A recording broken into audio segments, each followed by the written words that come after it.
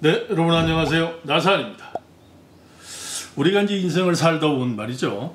좋은 일이 있을 때 또 집안에 우환이라든가 우환이라는 게 어떤 불길한 징조가 될 수 있겠죠. 그래서 이렇게 우리가 좋은 일이 있거나 또 대운이 내가 바뀔 때도 대운이 나쁜 대운이 있다가 좋은 대운으로 오거나 또 좋은 대운으로 있다가 또 나쁜 대운으로 우리가 변환이 될 수 있는 어떻게 보면 인간의 삶이 변화가 그 정답인지도 모르겠습니다. 옛말에 이런 말이 있습니다. 방구가 잦으면 또 우리는 화장실을 가야 된다. 이 몸도 말이죠. 어떠한 병이 오기 전에 또 나름대로 그런 배설을 하기 전에 징조가 오듯이 우리가 살면서 어떠한 우환이라든가 우환이라는 게 불길한 징조거든요. 자, 첫 번째 말이죠. 첫 번째, 집안에 액자들이 걸려져 있고 또 집안에 가족 사전이 또 이렇게 걸려져 있는데 어느 날 그냥 우연하게 말이죠. 액자가 떨어져서 깨지거나 또 가족 사진이 뚝 떨어져서 또 유리가 박살나거나 또 평소에는 전혀 그렇지 않다가 집안에서 키우는 어떤 식물들이나 이런 것들이 시들시들하고 또 집안에서 키우는 동물들이 갑자기 또 죽는 경우 이런 경우들이 있습니다. 그래서 우리는 우리 눈에는 보이지 않지만 우리가 사는 이 공간은 우리가 사는 이 시공간은 수없이 많은 에너지라는 것은 기라고 표현할 수 있으니까요. 그 에너지와 어떤 기로서 꽉 차서 우리와 같이 생존하고 우리와 같이 생활하고 있습니다. 자, 두 번째로 말이죠. 생각지도 않게 또 들고 가던 그릇이 옆에 사람들이 툭 쳐갖고 그릇이 떨어져서 그릇이 그냥 쨍그랑하고 다 깨져버리거나 유리잔이 깨지거나 자동차 아침에 나가서 자동차에 시동을 거는데 시동이 잘 안 걸리고 아무런 문제가 없는데 시동이 잘 안 걸리는 경우가 있습니다. 제가 옛날에 어떤 일이 있냐면요.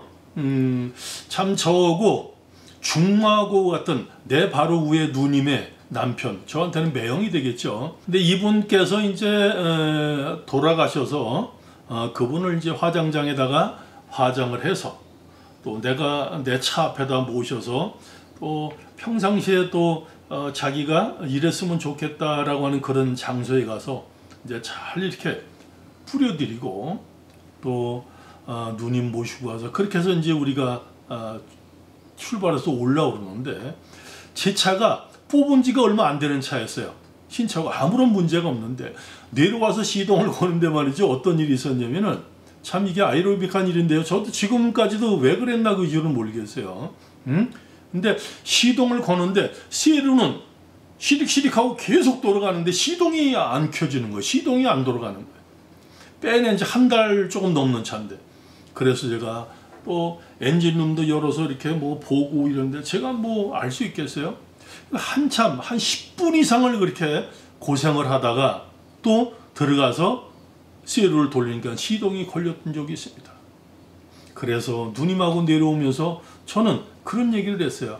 아마도 매형이 또 이렇게 해드리고 내려오니까 조금 더 있다 가라고 하는 그런 마음이 또 해서 시동이 잘 걸리지 않느냐라고 하는 이런 얘기를 우리는 우스갯소리로 하고 내려온 적이 있습니다.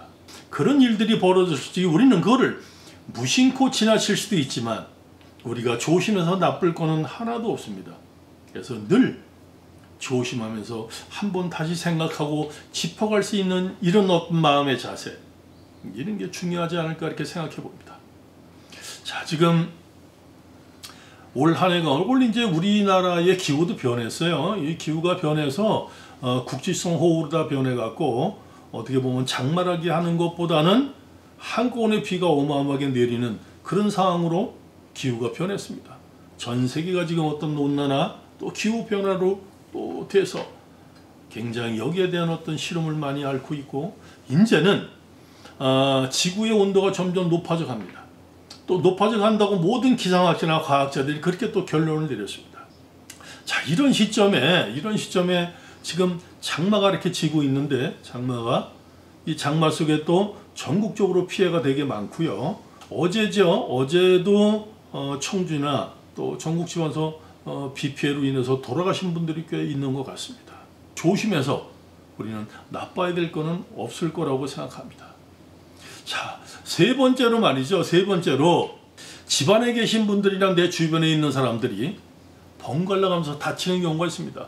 이 사람이 다치니까 또 이 사람이 다치고, 이 사람이 아픈 게 또 좋은 게 이 사람이 아프고, 하여튼 이런 번갈아 아프거나 다치거나 그런 부분들, 또 평소에 건강했던 그런 사람들이 갑자기 예기치 못한 그런 큰 병에 걸리거나, 또 저희 선배도 이런 부분들이 있어요. 그분이 참 굉장히 개인적으로는 성공을 많이 하시고, 또 살면서 하나도 그런 불편함이나 어려움이 없이 그런 살던 선배분이세요. 경기도 이천에 사시는 분인데요.